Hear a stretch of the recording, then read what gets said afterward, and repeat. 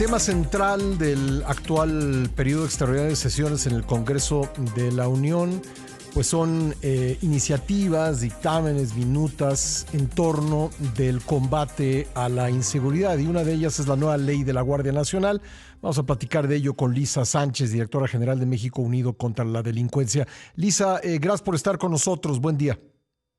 Muy buenos días, Pascal. Un gusto compartir contigo y la audiencia. Igualmente, bueno, este conjunto de legislaciones cierran la pinza en tu opinión y le dan al gobierno federal los instrumentos para combatir eficazmente la inseguridad, o pues no logran esto y al contrario generan situaciones de peligro para las garantías individuales. Pues mira, el análisis que nosotros hicimos del paquete de reformas con el que se homologa el hecho de que la Guardia Nacional ahora por mandato constitucional es una fuerza armada, pues lo que confirman es que la estrategia de seguridad en México va a seguir siendo la misma, es decir, una estrategia militarizada que pese a algunos avances relativamente magros en el sexenio anterior, mantiene sumido a México en la violencia desde hace más de 2 décadas y además ha generado una serie de incentivos perversos para la no profesionalización de las corporaciones de seguridad pública estatales y municipales y para el abandono de la persecución del delito común sobre pretexto de la concentración en la persecución de la delincuencia organizada. Ujú. Adicionalmente a esto, sí genera un montón de riesgos adicionales para la ciudadanía en un contexto en el que sus mecanismos de control del poder y sus mecanismos de defensa de derechos están disminuidos. Y si quieres, le entramos por partes. ¿Qué hace la ley? ¿Cuáles son esos riesgos? Y bueno, Ujú. pues qué viene hacia adelante. Sí, digamos como para entrar en esta parte de la discusión, diría yo, por ejemplo, que hay dos discursos, escucho dos discursos, uno de la oposición que dice que esto va a propiciar pues la violación a la privacidad de los ciudadanos, que habrá espionaje, por decirlo en pocas palabras, y por parte del gobierno, del oficialismo, que pues no hay ningún interés en espiar a los mexicanos que pues no son, digamos, que no son parte de la delincuencia. ¿Qué es lo que podemos imaginar que pase? Mira, vamos a empezar por partes. Esto, digamos, esto de que si hay espionaje o no espionaje no viene únicamente de las leyes de seguridad. Recordemos que en este periodo extraordinario se está discutiendo una reforma a la Ley de Telecomunicaciones, al Sistema Nacional de Inteligencia, al Sistema Nacional de Seguridad Pública y a la Guardia Nacional. Tanto en la ley del Sistema Nacional de Inteligencia como en la ley de telecomunicaciones vienen autorizaciones precisamente a que el gobierno pueda hacerse de bases de datos públicas y privadas que contienen datos sensibles de la ciudadanía y que en ese sentido se considera pues que la privacidad de las personas está violada en un contexto en donde además ya no tenemos un Instituto Nacional de Protección de Datos Personales. Ujú. Pero eso se complementa y ahí es en donde se prenden las alarmas con el hecho, por ejemplo, de que en la nueva ley de Guardia Nacional se regresan dos cosas que ya habían sido declaradas inconstitucionales por la Corte en años anteriores.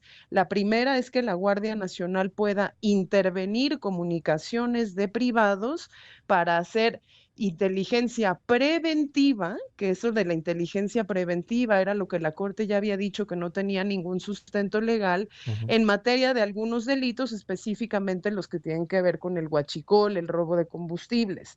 Y eso es, pues si ahora el gobierno tiene un montón de acceso a información de bases de datos privadas, un registro de personas usuarias de telefonía móvil y la Guardia Nacional podrá hacer espionaje preventivo, ¿no? Sobre texto de que está persiguiendo el huachicol, pues efectivamente los riesgos a la ciudadanía son más grandes. Ujú. De la misma manera, la Guardia Nacional ahora vuelve a tener la facultad de hacer operaciones encubiertas o de usuarios simulados, es decir, se pueden vestir de civiles o se pueden disfrazar de lo que quieran, ¿no? Cosa que también ya había había dicho la Corte que era inconstitucional porque presentaba más riesgos que potenciales beneficios. En ese sentido, en el conjunto de las modificaciones legales, sí, por supuesto que nos ponen en un escenario de mayor riesgo. Ya, y ahora estas nuevas facultades no requieren de una orden judicial, ¿no es así? En teoría sí, pero el lenguaje es bastante ambiguo porque hay algunos articulados que dejan claro que, por ejemplo, estas operaciones se harían bajo el mando y conducción del Ministerio Público, pero hay otros en donde efectivamente eso no queda claro, de manera que pues lo que nosotros hicimos como sociedad civil fue sonar esas alarmas porque hay muchas cosas que se legislaron mal. Podríamos dar el beneficio de la duda de que no fue a propósito, pero cuando uno revisa realmente el conjunto de cambios, parecería que fue aposta, porque lo que quieren es mayores atribuciones con menores controles. Ujú. Déjame, te doy otro ejemplo. En teoría, tuvimos que hacer un montón de cambios a 9 leyes para poder hacer de la Guardia Nacional una corporación militar, ¿cierto? Eso era el objetivo de la reforma constitucional de septiembre del año pasado. Bueno, muy bien.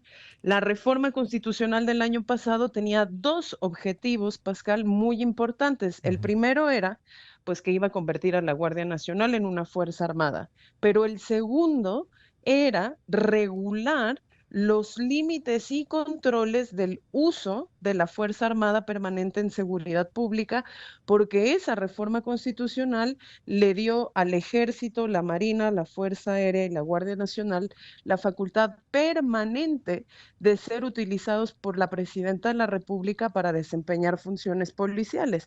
Y como ahora ya tienen esa facultad permanente, pues se tenían que homologar las leyes para poner una serie de límites, fiscalizaciones y controles Ujú. a ese uso, porque de nuevo los militares no son policías. Bueno, pues al Congreso de la Unión parece que deliberadamente se le olvidó regular y legislar cómo son esos límites, controles y fiscalizaciones al uso de las Fuerzas Ujú. Armadas en tareas de seguridad pública, incluso cuando fue su propia reforma, incluso cuando ellos pusieron esa obligación en los artículos transitorios de la reforma, obligación que por cierto se les venció en marzo pasado.